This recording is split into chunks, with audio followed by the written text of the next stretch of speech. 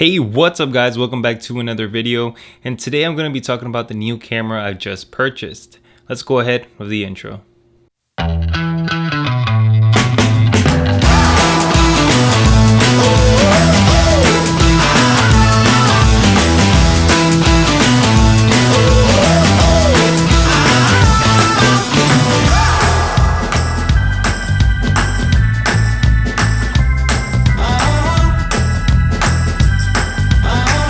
If you've been on YouTube lately, you've probably heard of this camera already, the Sony ZV-1 or the ZV-1, depending where you're at. I decided to purchase this camera, and no, I'm not switching over to Sony completely. I decided to go ahead and fill a void that I feel like was really missing in my channel. I've already tried to go ahead and vlog with the Fuji X-T3 with the little adapter that it has and with my mic, and it's just a big setup.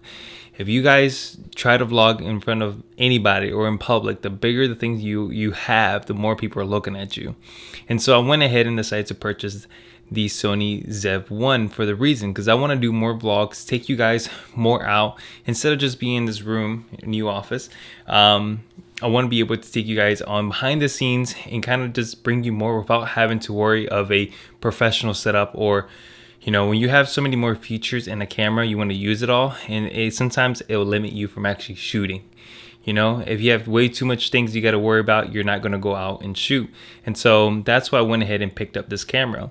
One of the coolest things about the camera is, besides the flip out screen, the face priority, exposure, the biggest thing that I loved about it was it has an ND filter.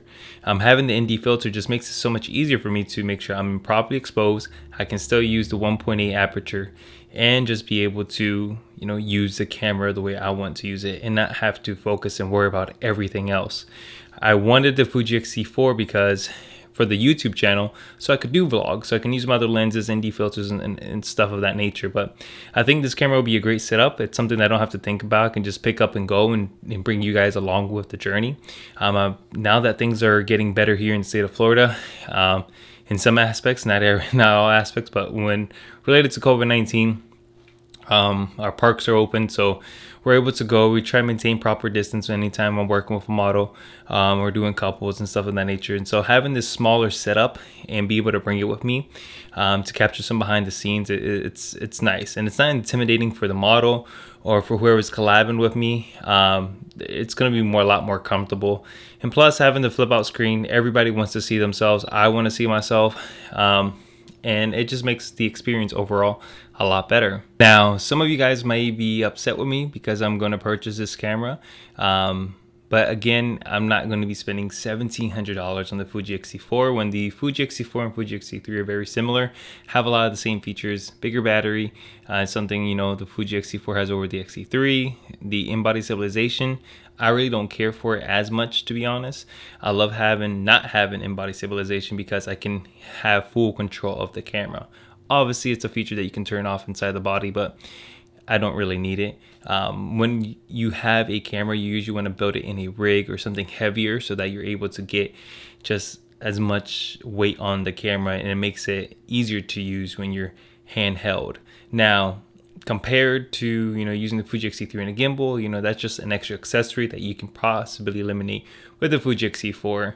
I've seen a couple reviews on the Fuji X-T4, and the in-body stabilization is not like wow like Panasonic's. It's good, it's decent, and it's something that could be improved over updates that Fuji decides to roll out. But as of now, it's not something wow like crazy good. It's just a good feature to have for either for photography and for videography when you're doing handheld things. But when you want to have that real shakiness, or have that you're actually walking to, so the viewer feels like they're there with you, then sometimes you want to turn off that in-body stabilizations, and it gives you that feature.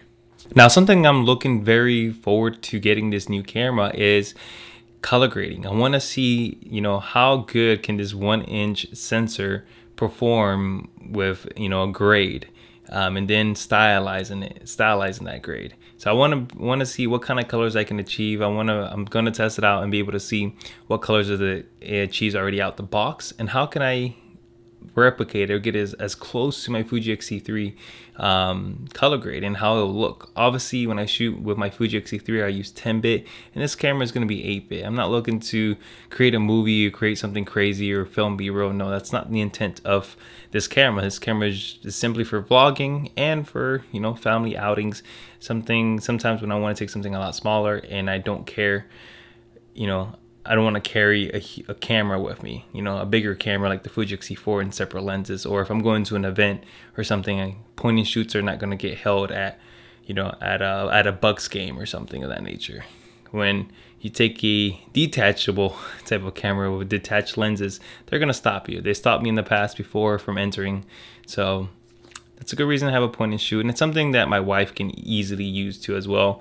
In case she needed a camera, wanted to have a camera with her, and she didn't feel like, hey, I'm not gonna, you know, touch your X-T3 because it's so expensive, and your lenses are expensive as well. So ease of use is something that I'm gonna look forward to. My wife will look forward to, and it'll just make things of capturing content a lot easier. Also, I'm gonna throw a shameless plug. If you guys want to go ahead and pick up my LUTs with the Fuji X-T3 and test them out on your Fuji X-T4, because, you know, they'll look great. It's the same sensor, same everything. You don't have to nothing to worry about regarding that. So just go ahead, pick it up. Let me know what you like. Leave a comment down below. That's pretty much it for now. I'll be making another video hopefully this Friday, releasing it too as well. Just talking a little bit more in depth about the studio, my room, office, whatever you want to call it, or I want to call it, what I'm building, and try to make it. And I'd love to get your guys' input too on Friday. I'm going to show you guys the full room, and it'll be pretty cool just to have you guys' input to see how I can actually build it, and just use you guys' creativity. I'm kind of like stuck right now as what should I do with this space and how can I use it efficiently, because it's not a big space. And so my desk takes up a little good amount of it, and the way the room is shaped, you kind of have to be very purposeful in how you use it. So hey, look forward to showing it you guys on Friday, the whole setup. And if I should finish painting the walls, by the way, I've added 2 accent walls for my office and this one right here in the background, but the sides are white, and if it doesn't look good, I might just paint it. So let me know what you guys think, and I think that's it for now. Just go ahead and subscribe to the channel, leave a like down below. It's good for the algorithm, helps us get exposed, and let me know what kind of videos you guys want me to make too as well. So I'll see you guys to the next one.